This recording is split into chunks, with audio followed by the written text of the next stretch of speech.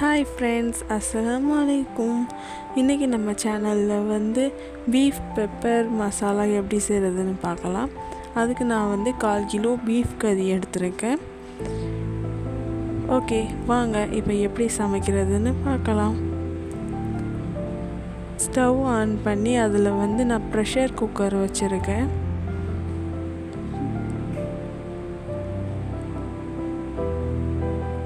பாருங்கள், இந்த மாதிரி நல்லா காயணும். காஞ்சதுக்கப்புறம் நம்ம தேங்காய் எண்ணெய் சேர்த்துக்கலாம்.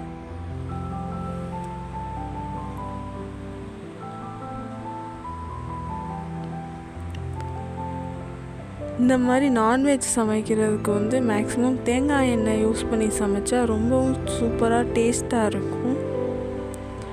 பாருங்கள், எண்ணெய் நல்லா காயணும்.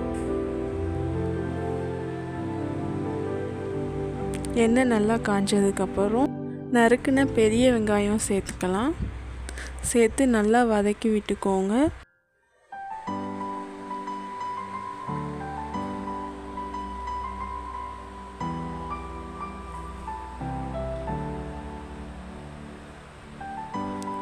இது கூடவே வாசத்துக்காக கருவேப்பிலை சேர்த்துருக்கேன்.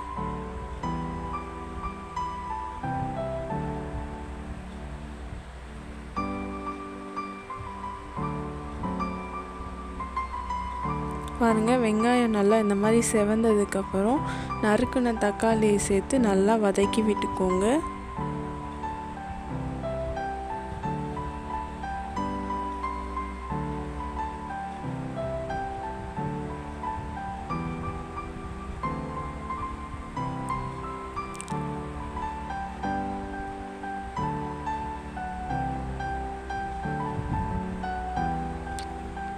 இது கூடவே இந்த மாதிரி ஒரு பிஞ்ச் அளவுக்கு அஜினோமோட்டோ சேர்த்து சமைக்கும்போது இந்த மாதிரி பீஃப் கறிலாம் ரொம்பவே சுவையாக இருக்கும்.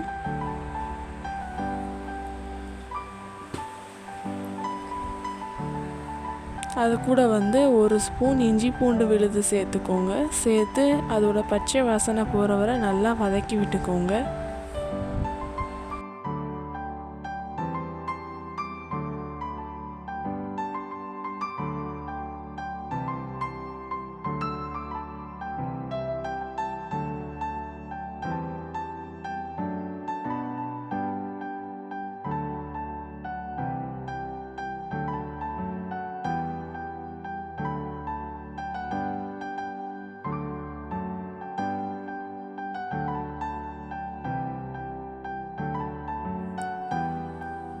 நல்லா வதங்கினதுக்கப்புறம் ஒரு ஸ்பூன் கரம் மசாலா, அது கூடவே ஒரு ஸ்பூன் பெப்பர் தூள்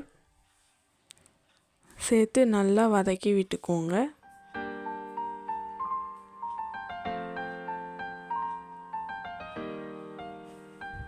அது கூட ஒரு ஸ்பூன் மிளகாய்த்தூள் சேர்த்துக்கோங்க. மிளகாய்த்தூள் காரமான மிளகாய்த்தூள்னால் நீங்கள் அரை ஸ்பூன் கூட சேர்த்துக்கலாம். ஏன்னா பெப்பர் தூள் சேர்க்குறதுனால ரொம்ப காரத்தன்மை கொடுக்கும்.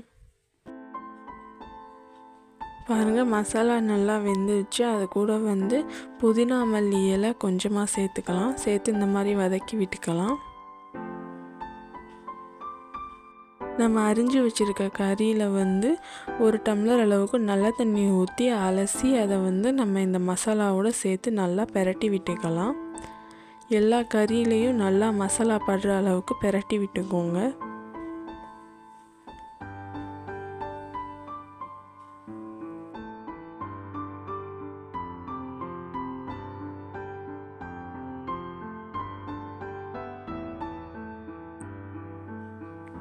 இப்போ தேவையான அளவு உப்பு சேர்த்து நல்லா கிளறி விட்டுக்கோங்க.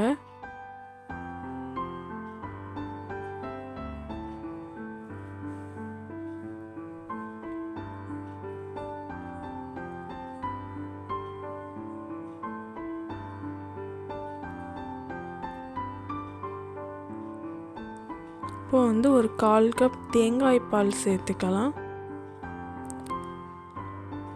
சேர்த்து நல்லா கிளறி விட்டுக்கோங்க.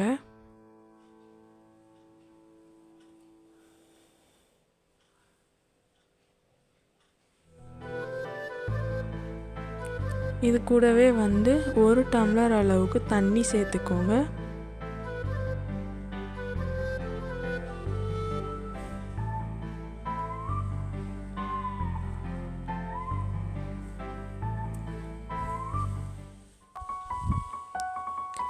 தண்ணி சேர்த்ததுக்கப்புறம் லைட்டாக ஒரு தடவை கிளறி விட்டுட்டு இந்த மாதிரி குக்கரை மூடி ஒரு 7 விசிலுக்கு வந்து வச்சிடலாம்.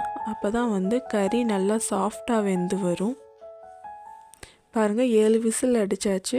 இப்போ வந்து குக்கரை ஓப்பன் பண்ணி பார்க்கலாம். கறி நல்லா வெந்துருச்சு. ஆனால் தண்ணி கொஞ்சம் வத்தாமல் இருக்குது.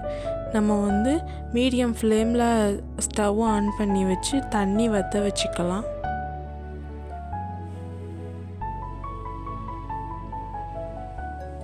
தண்ணி வற்றி கொஞ்சம் கெட்டியான பதத்துக்கு வந்தால் தான் இந்த பீஃப் பெப்பர் மசாலா நல்லா இருக்கும். இப்போ பாருங்கள், தண்ணி நல்லா வற்றி இந்த பதத்துக்கு வந்ததுக்கப்புறம் ஸ்டவ் ஆஃப் பண்ணிக்கலாம். நம்மளோட சுவையான பெப்பர் பீஃப் ரெடி ஆயிடுச்சு.